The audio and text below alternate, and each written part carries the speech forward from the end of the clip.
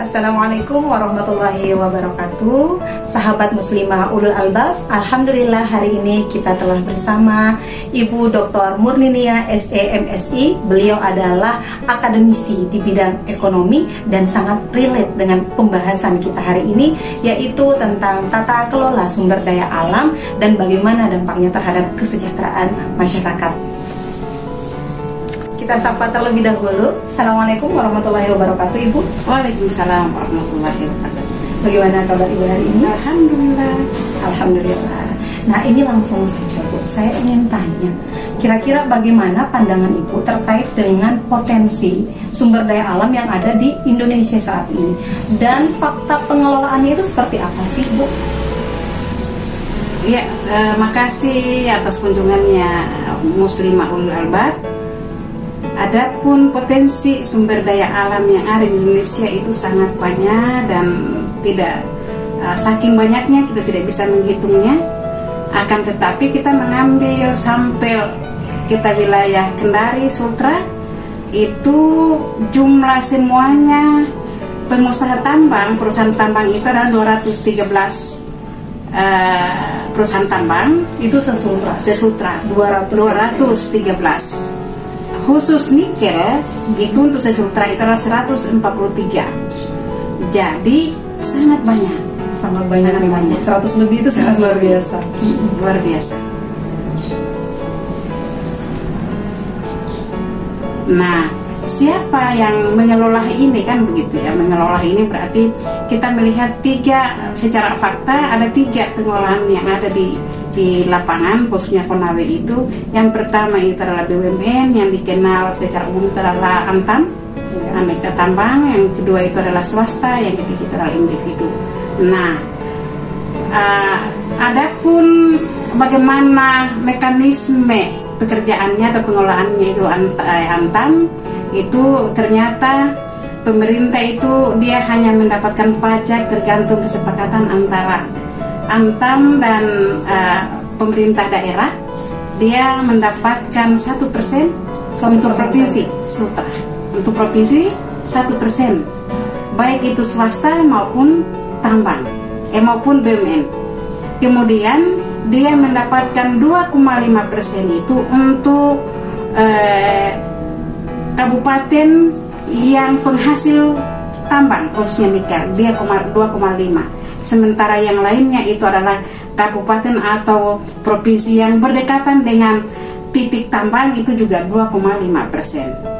Jadi memang sangat sedikit dibanding dengan hasil pendapatan. Dan kita tahu bahwa yang namanya tambang nikel itu tidak sendirinya nikel. Ketika itu ditambang, dia ada di situ. Kalau kalau kebetulan suami saya orang kimia, jadi ada sepupu-sepupunya.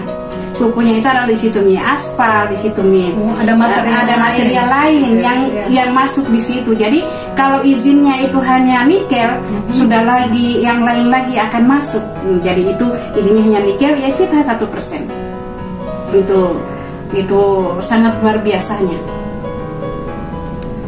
Berarti sangat sedikit sekali ya, Bu. Apa yang harus didapatkan oleh provinsi hanya senilai 1% dan daerah pemilik tambang hanya sebesar 2,5% ternyata. Nah, sepertinya ini juga sangat berkaitan dengan berita yang saya baca beberapa waktu yang lalu, di mana Pak Gubernur Sulawesi Tenggara sendiri mengatakan bahwasanya angka kemiskinan di Sulawesi Tenggara itu masih sangat tinggi. Padahal seperti tadi yang Ibu katakan, jumlah perusahaan penambang itu sangat banyak sekali, bahkan mencapai 100-an lebih untuk nikel saja. Nah, bagaimana pendapat Ibu terkait dengan hal ini, terkait impact-nya terhadap kesejahteraan masyarakat? Iya, impact. Nah, kalau 1% itu secara umum. Nah, kalau 1% itu tidak didistribusikan secara merata, sudah angkanya 1% sangat kecil. Pendistribusiannya lagi belum, kalau tidak secara merata, seperti apa? Nah, karena itu diatur dalam pasal 133 ayat 1, itu masuk pada Undang-Undang Minerba tentang pembagian hasil tambang, yaitu ada pemerintah pusat dan ada untuk PAD, pendapatan hasil daerah. Nah, itu selebihnya itu adalah para pengelola yang memiliki itu, yang menikmati itu. Nah, sekarang kalau dari sisi kalau dikatakan sejahtera, berarti kan kita harus tahu kemiskinan, angka kemiskinan yang ada di Kota Kendari itu, Sultra itu adalah untuk September itu tahun 2022 itu sebesar 314,74 ribu itu kemiskinan. Itu dan itu secara diteliti lagi ternyata dia meningkat sejumlah 4,95 ribu dari Maret 2022 di perkotaan. Jadi dari Maret ke September signifikan itu 4, sekian ribu. Nah, jadi tidak ada respeknya sebenarnya 1% itu untuk masyarakat, karena boleh jadi tadi yang nikmati 1% itu ya kalau tidak didistribusikan secara bagus, secara itu ke masyarakat, kita pasti akan banyak item-item yang keluar dari 1% itu secara logisnya. Nah, sedangkan 2,5% itu ya memang untuk wilayah di sekitar situ. Nah, kita tahu masyarakat di situ itu adalah masyarakat yang asli di sana. Kalau 2,5% itu seperti apa? Itu juga tidak melalui masyarakatnya, pemberian masyarakat itu secara fakta. Kebetulan ada mahasiswa saya dia melakukan penelitian tentang itu. Mulai dari kepala desanya, RT-nya melalui pembagian 2,5% itu, kemudian sampai camatnya, sampai ya gubernur tadi sudah dapat 1%. Itu ya, 2,5% itu yang dibagi-bagi. Ya tinggal berapa persen ke masyarakat. Jadi wajar kalau data kemiskinan itu sangat signifikan meningkatnya, karena tadi tidak sampai merata. Jadi boleh jadi banyaknya titik tambang itu tidak mempengaruhi kesejahteraan masyarakat yang ada di kota Konawe. Nah, Konawe itu ya karena penghasil nikel. Nah, Bu, kalau misalnya seperti itu, sudahlah sedikit 1% untuk provinsi, 2,5% untuk daerah penghasil tambang dan sekitarnya, dan itu pun sudah tidak terdistribusi lagi secara merata ya Bu ya, di tengah-tengah masyarakat. Lalu bagaimana sih Bu sebenarnya kalau di dalam sistem Islam itu tata kelola sumber daya alamnya itu seperti apa? Apakah kurang lebih sama atau bahkan lebih baik lagi? Iya, pengaturan tata kelola SDA sumber daya alam dalam Islam itu sebenarnya dia dikenal 3 pilar pengelolaan sumber daya alam. Pilar pertama itu adalah pengelolaan kepemilikan sumber daya alam, yang itu yang terdiri dari pengelolaan kepemilikan individu, yang kedua itu adalah pengelolaan kepemilikan umum, dan yang ketiga itu adalah pengelolaan kepemilikan negara. Pilar yang kedua itu adalah pemanfaatan kepemilikan. Pemanfaatan kepemilikan ini dia juga dibagi dua, itu bagaimana penggunaan kepemilikan, dan kedua itu adalah bagaimana mengembangkan atau pengembangan kepemilikan. Sementara pilar yang ketiga itu adalah pendistribusian pengolahan sumber daya alam, yang distribusi ini apakah dia secara non ekonomis dan secara ekonomis. Jadi kita melihat fakta, dia masuk di mana ini tambang nikel ini?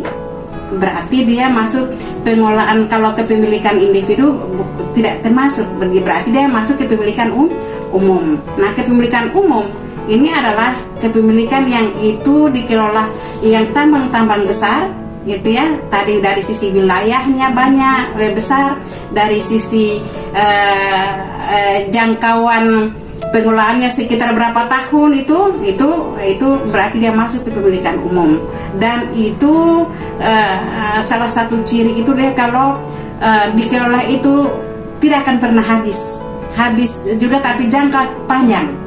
Nah, lain halnya dengan kalau tadi itu adalah dilihat dari 3 pengelolaan tadi, dari sebenarnya semua tadi itu aktivitas yang ada di pengelolaan di nikel itu adalah dia kalau menurut aturan Islam dia harus dikelola oleh kepemilikan umum, tidak bisa individu. Berarti harus dikelola oleh negara. Ya? Dan dikelola oleh negara, tidak bisa dikelola oleh individu maupun swasta. Karena swasta juga larinya juga ke individu. Gitu. Nah, jadi ada individu di sini swasta, individu yang mengarah kepada pribumi, dan swasta yang mengarah kepada non, artinya dari luar, bukan Indonesia.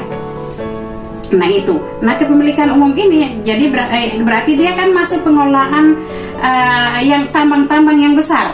Kalau tambang-tambang yang besar itu berarti harus dikelola oleh negara dan pendistribusiannya untuk kepentingan masyarakat.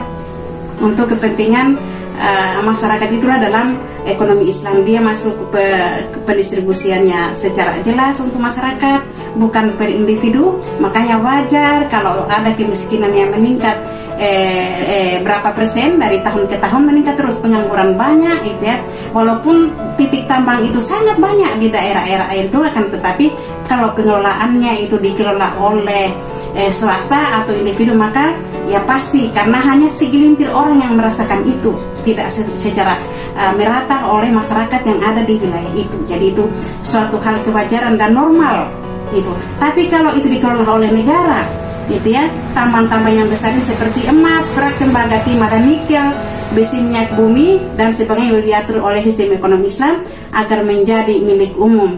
Pengelolaannya diserahkan kepada negara dan hasilnya harus didistribusikan kepada rakyat dan akan merasakan nikmatnya.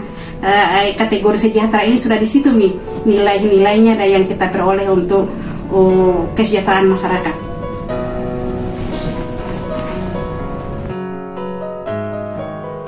Jadi seperti itu ya, Bu. Ternyata Islam itu punya konsep khas, punya konsep khusus tentang tata kelola sumber daya alam.